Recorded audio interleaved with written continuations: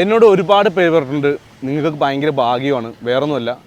എന്തുകൊണ്ടാണെന്ന് വെച്ചാൽ നിങ്ങൾക്ക് ഇപ്പോൾ ഈ പ്രായത്തിൽ ഒരുപാട് സ്ഥലങ്ങൾ കാണാൻ പറ്റി, ഒരുപാട് ട്രാവൽ ചെയ്യാൻ പറ്റി എന്നൊക്കെ ഒരുപാട് പേര് പറയാനുണ്ട്. പക്ഷേ അത് കാണാൻ നേരം എല്ലാവരുടെയും സംഭവം എന്ന് പറഞ്ഞാൽ അടിപൊളിയാണ്. പക്ഷേ ഈ ട്രാവൽ ചെയ്യുമ്പോൾ പ്രയാസങ്ങളും പ്രശ്നങ്ങളും ആരും കാണാറില്ല. എല്ലാവരും ട്രാവൽ ചെയ്യുമ്പം അതിൻ്റെ ഹാപ്പിനെസ് വീഡിയോസ് മാത്രമേ ഇടാറുള്ളൂ.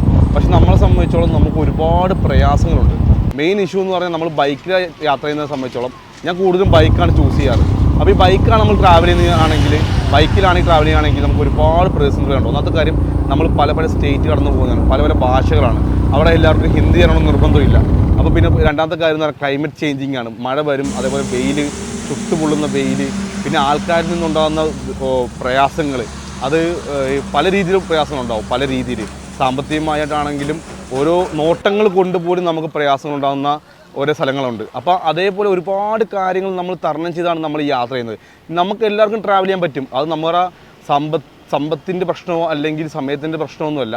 നമ്മുടെ മൈൻഡാണ് ഫസ്റ്റ് വേണ്ടത്. നമുക്ക് പോകണമെന്നോ അമിതമായ ഒരു ആഗ്രഹമുണ്ടെങ്കിൽ മാത്രമേ നമുക്ക് ട്രാവൽ ചെയ്യാൻ പറ്റത്തുള്ളൂ.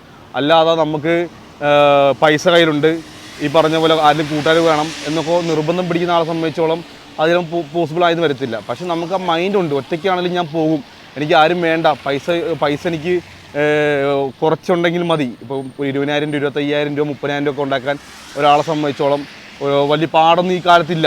പക്ഷേ എനിക്കെന്നാണ് ഞാൻ വിചാരിക്കുന്നത്. അപ്പം പൈസ എല്ലായിടത്തും മെയിൻ വിഷയം. നമ്മുടെ മൈൻഡ് സെറ്റാണ് ഫസ്റ്റ് വേണ്ടത്.